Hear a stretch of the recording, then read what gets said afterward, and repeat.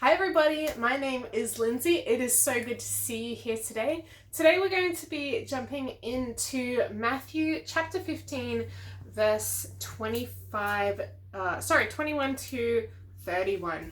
So this is a story about the Gentile woman who comes to Jesus and asks him to heal her daughter. So let's have a quick look at that. I'll read through the passage quickly and then we'll break it down, okay?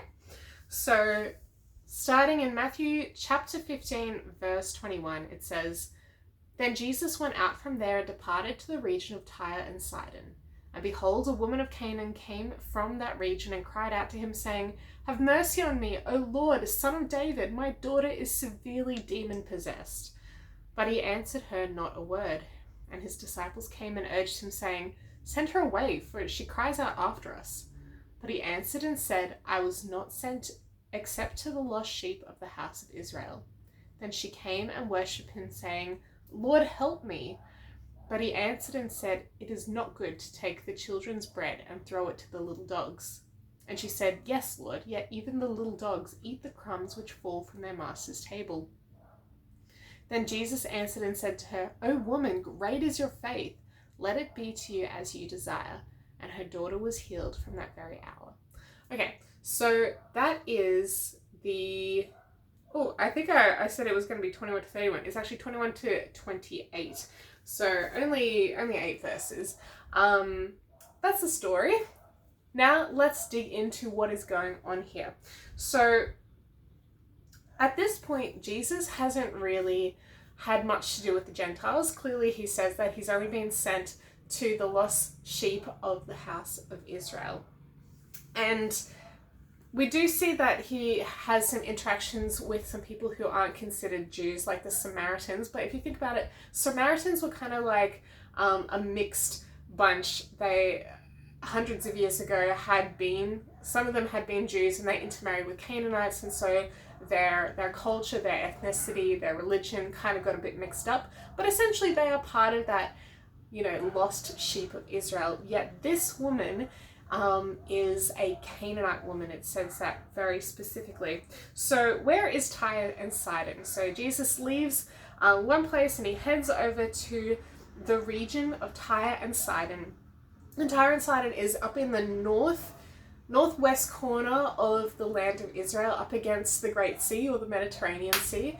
And this is like the upper limit of the edge of the traditional area that was the land of Israel, and it was already moving into, Canaanite lands, that, places that used to be Syria and Assyria, those kind of places over time. So there was a lot of Canaanite influence there. There was some Jewish people, but by this point they'd been really broken down a whole bunch, and weren't necessarily living as Jewish people all the time. So there was a lot going on, but he goes to this upper limit, to the edge of where the Israelites are, where, the lost sheep of the house of Israel, like he talks about. He goes to the upper limit and he's bordering on, and he's going even into this Canaanite territory, this territory where this Canaanite woman is from. He goes to her, even though he says, "I'm only here for the lost sheep of the house of Israel." So that's a little bit of geographical context that we need to keep in mind as we go into this. So another part of context is the Jewish people looked down on anyone who wasn't Jewish. They thought they were better than everyone else. They were the chosen people of God. And everyone around them who had ever interacted with a Jew knew that this is how the Jews saw them. They had to deal with, honestly, a type of racism from the Jewish people. Even though the Jewish people, at this point in history, they were, downtrodden by a variety of different empires in the past. They've been taken away, exile into captivity in Babylon before, and that was taken over by the Persians, and then that was taken over by the Greeks, and now that was taken over by the Romans. And the Romans had occupation in the land of Israel during the time of Jesus. And so this Roman Empire was kind of imposing a whole bunch of stuff, a lot of taxation on the Jews.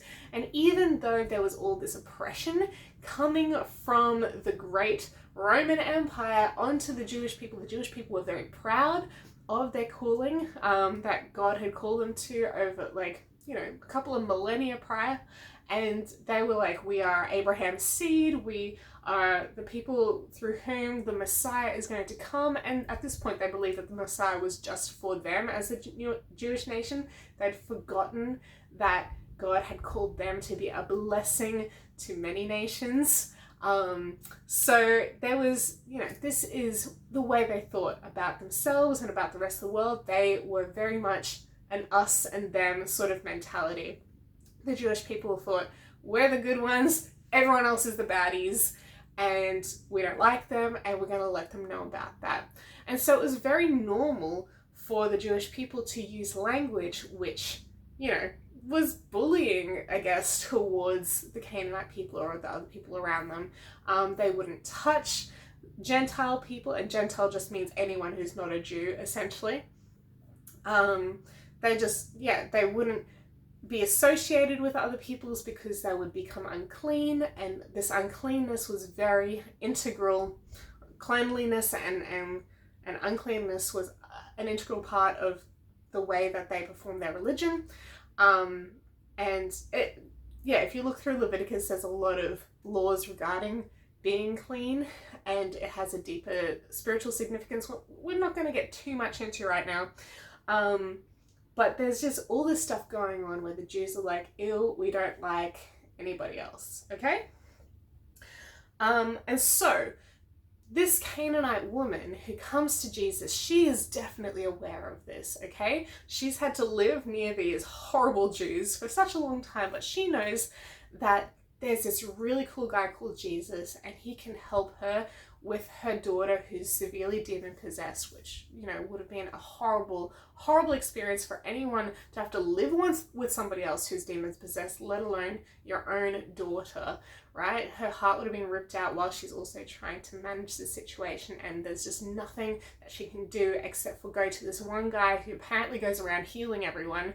And so even though she knows he's a Jew and she's a Canaanite, and he probably is not likely to want to help her, she has no other options, and she goes to him anyway, and she is a mama bear, and she's gonna do what needs to get done, right? So she goes to him, and she cries out to him, and she says,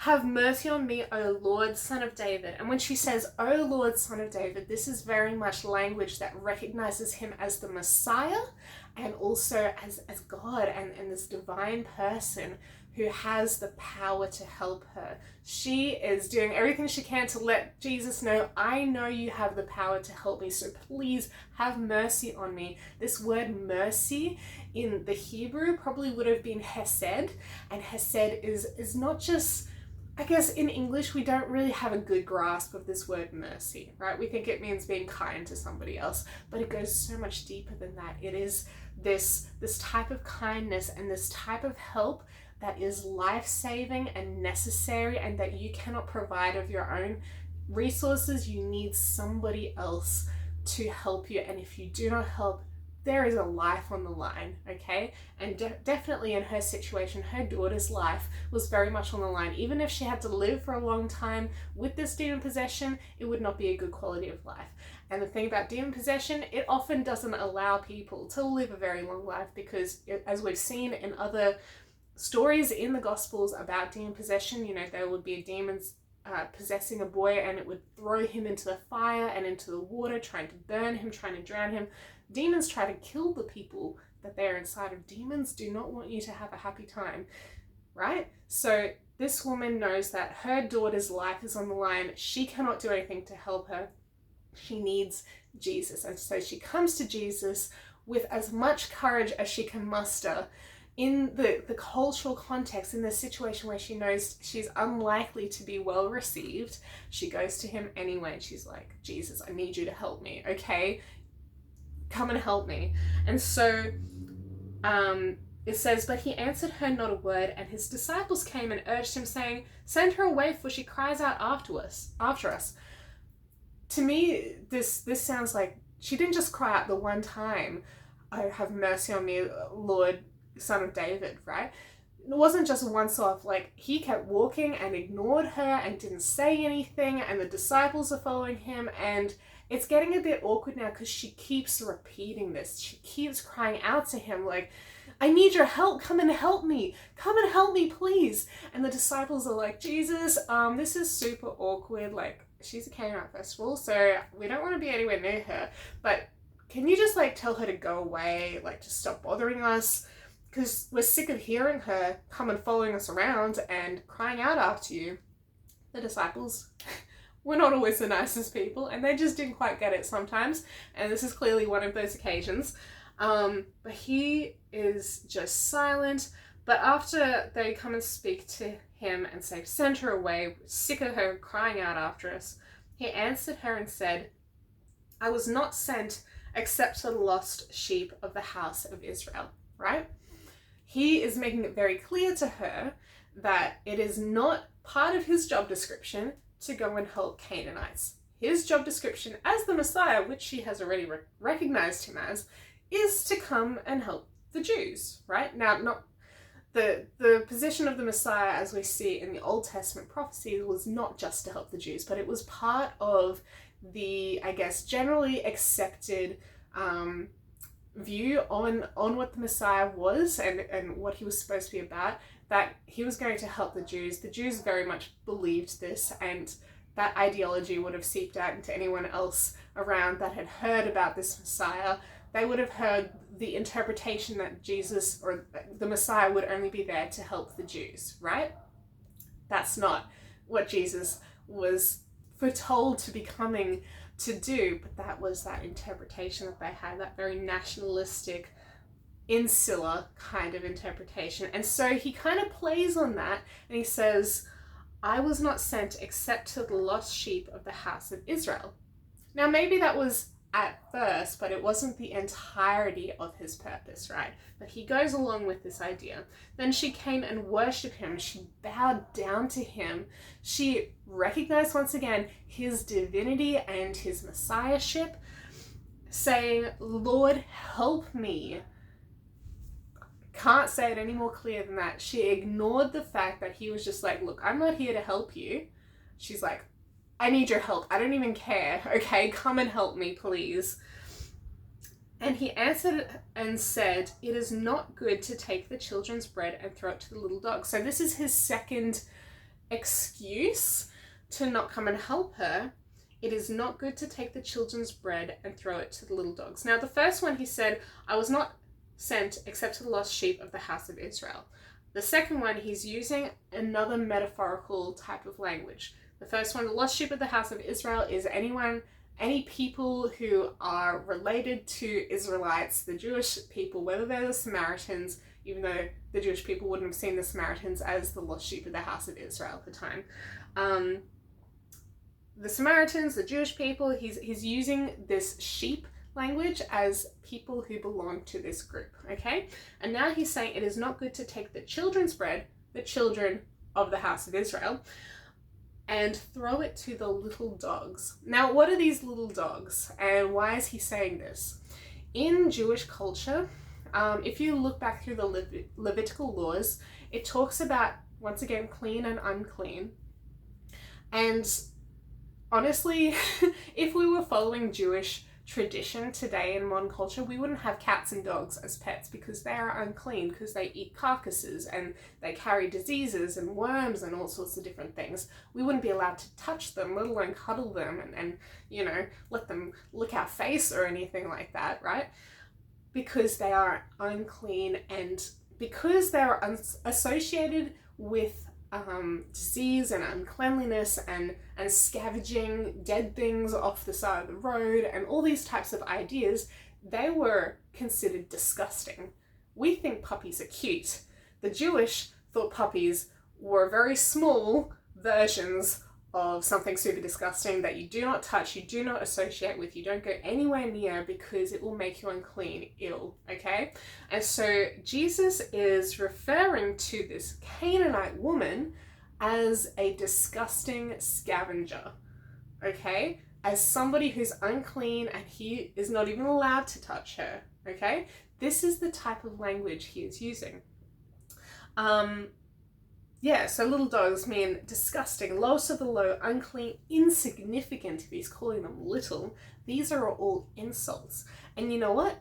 Back in those days, for a Jewish person to use this type of language towards a Canaanite person or a Gentile person, this would be completely normal. It would be considered completely normal and legitimate. And this is the type of stuff that the Jews would be saying normally. It's essentially racism and really horrible, but it was acceptable in that culture at that time. And so Jesus is just going around being offensive in this moment, but it was completely normal, okay? Sometimes we see Jesus doing things in the Bible and it sounds super offensive, and sometimes it actually is a little bit in that moment, in that culture. So he says this thing, and how does she respond to the offense and the insults? Is she offended? Is she insulted? Does she walk off in a huff? No, she turns around immediately and says, "Yes, Lord," let's repeat what he said. "It is not good to take the children's bread and throw it to the little dogs." And she said, "Yes, Lord, yet even the little dogs eat the crumbs which fall from their master's table." Right? She's like, cool, you can call me a little dog, I don't mind, I don't care, I will take that position, but let's turn around the language for a second and think about it. Once again, metaphorically, she's sparring with words with Jesus right now in this moment. She's clutching onto anything she can find to turn this around and get the desired result. And she's like, sure, I'm a little dog, but you know what? Little dogs still get to eat the crumbs that fall from the table of the people who look after them. Even though, the Jewish people didn't like dogs, they would still have them around. She's like, you know what? I'll take whatever crumbs you are willing to drop near me. I will get that right there. And so when she responds in this way, she is responding with this sense of, I still have hope. I still trust you and believe that you can do this thing. I know you are doing miracles for all these other people, and I really want to have a part of that, even a crumb of that. I don't care if you call me names. I just need you to help me. I need that power. I need that bread of life, right? I need those crumbs. And Jesus said in answer to her, "O woman, great is your faith." What is this faith that is great in her? Is it just this feeling that she has, or is it just that she thinks that she believes in Jesus? No, it is the very tangible act that she is pursuing after Jesus for what she needs from him, right? It is that persistence, the arguing, the pushing Jesus for what she needs. That is what the faith is practically in this story, okay? And this is really important to take a note of for when we are going through situations in life where we need to exercise faith. It's not something that we just feel or we hope for in our heads. It's something that we need to physically act upon and show and demonstrate, okay? Just as she demonstrated by her continual calling out to him, prostrating herself on the ground in worship, and, sparring with words with him and saying, look, I don't even care what you say, I still need this. And she pushed and pushed and pushed until he said, look, you have plenty of faith and it's going to go the way you want it to. Now, as I was reading this story earlier today and I was thinking about it, I was like, why would he not just respond immediately and be the nice Jesus that we think he is sometimes, right? Why wouldn't he just be like, she comes along, she's like, Jesus, help me. And he's like, sweet, I'ma help you. Like, sometimes people come up to him and just touch his garment and they're already healed, right? He doesn't even have to say or do anything because the power goes out of him to heal them. Why did he delay this? Why did he drag out this interaction? Well, remember, there are his disciples standing around and there's this woman who's going through this experience. Now, if she had just come to Jesus, and this is all a bit hypothetical, this is my interpretation, right? But I think it has value, and I hope you think so too. She comes to him the first time and cries out to him. He could have just turned around and said, sure, let's, your daughter will be healed. great. Or let me come to your house and lay hands on her, or do whatever, you know, he could have done. And he does things differently every time, right? But he allows this situation to drag on.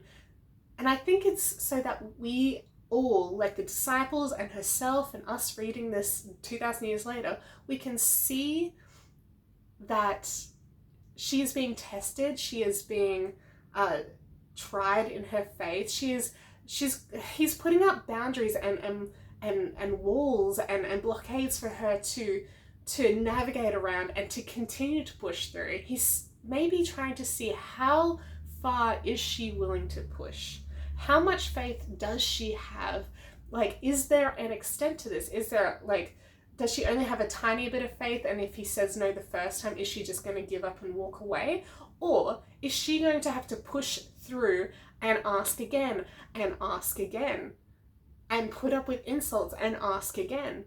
Like, how much faith does she really have? And so when she goes through this obstacle course that Jesus is placing before her, she is able to now see out actually how much faith she has and how much perseverance she has. And the disciples are watching this as well. They are learning in this what it means to truly have faith, to have great faith, to continue to persist despite the obstacles before us. Sometimes when we ask something of God, that is part of his will, but it doesn't happen immediately.